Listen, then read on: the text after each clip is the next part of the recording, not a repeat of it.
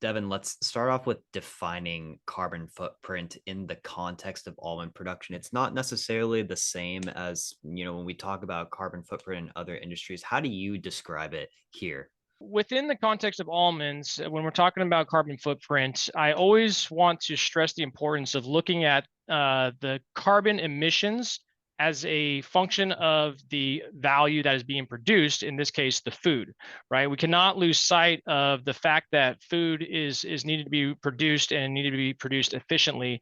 And so we always want to make sure that, as opposed to looking at an absolute carbon footprint, where we're looking at just the total units of carbon emissions in a production system, we are calibrating that against the value that that system is able to produce for our local economies and our food resources. So with that being said, really we look at this as kind of a measure of energy resources that are utilized in the production of that food. And in a way, it can be looked at as a measure of efficiency in a lot of ways. And so all of our activities, whether it be irrigation inputs and management, crop nutrition inputs and management, tractors running up and down the orchard rows, all of those have a carbon footprint associated with those activities. And so we can look at the extent of all of our farming activities and the associated emissions related to those as a way of kind of documenting and tracking our efficiencies over time. And again, definitely relating it back to that unit of food production. So kind of getting into the nitty-gritty of this here, Devin, people um I guess in other industries when they think about carbon footprint, they're only thinking about like something like CO2, carbon dioxide. But I understand in almonds, actually the primary concern is N2O, nitrous oxide, for production. And it's, as you say, kind of the lowest hanging fruit for improving carbon footprint. I'm curious as to why that is.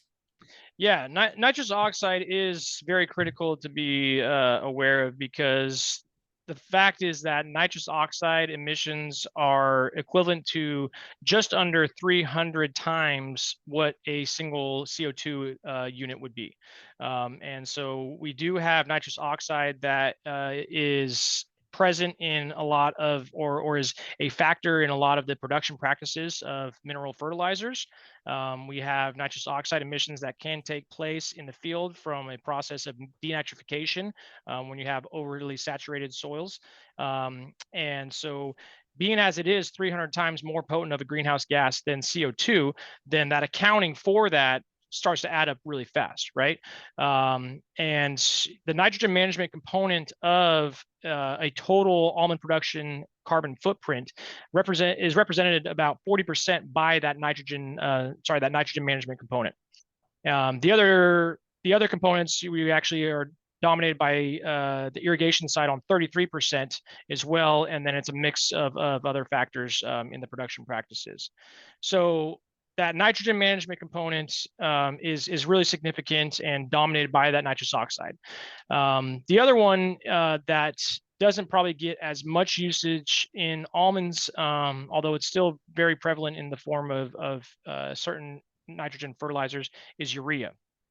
And so urea in and of itself, even though it's not necessarily a high nitrous oxide emitting input, the formula for urea itself actually has CO2 in that formula.